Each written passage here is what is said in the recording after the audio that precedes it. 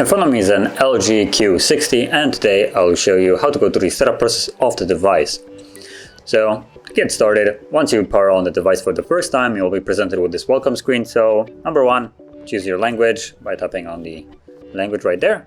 And you have, well, choice from basically most of the languages, I would assume. Now I'm gonna stick with English, considering that's what I use. And then let's tap on the arrow right here and keep on going with the setup. So new second screen. Now you can choose if you want to see the notch or not, and you get immediate result on how it differs between. So choose which one you want. I'm just gonna stay with this, well, I guess teardrop or whatever it's called. Then you have insert SIM card. Now this option is basically optional. You can insert the card right now, 10 seconds later, or completely next month, and it will literally not change anything. It will work the same way the moment you insert it.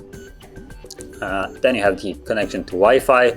Now I'm gonna skip this considering it's gonna start looking for updates and stuff like that, which I want to preserve on time. But if you choose to enable it later on, you can log into Google.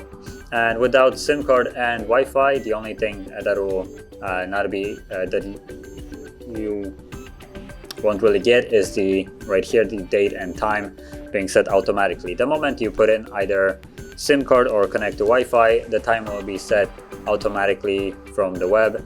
Otherwise, you would have to put it on manually. So I'm gonna keep it as it is right now. It doesn't really matter, because the moment I would connect to anything, it will be set to correct one. Then you have Google services. So from here I have like localizations from Google and a couple other services. You can read all of them and, for instance, disable them if you want to, if you don't like Google spying on you and your localization. Now keep in mind, later on you can enable that in the notification panel anyway if you wish to. So accept.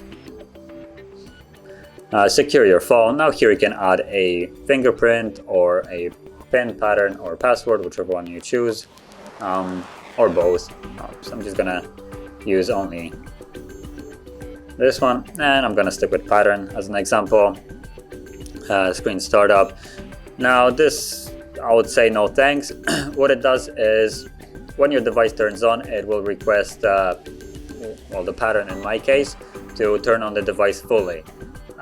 Now I consider this to be completely redundant, because you will have to put it before the device powers on, and then once it powers on, you still will be on the lock screen, so you have to put it on again. So it's just a little bit annoying, and I prefer to have it off.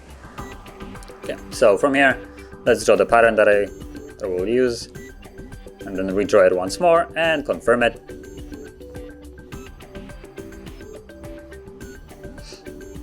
A legal document, so I am in one of these localizations right here. Let's tap on next.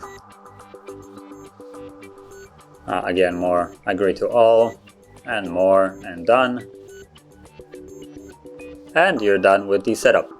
So if you found this very helpful, don't forget to hit like, subscribe, and thanks for watching.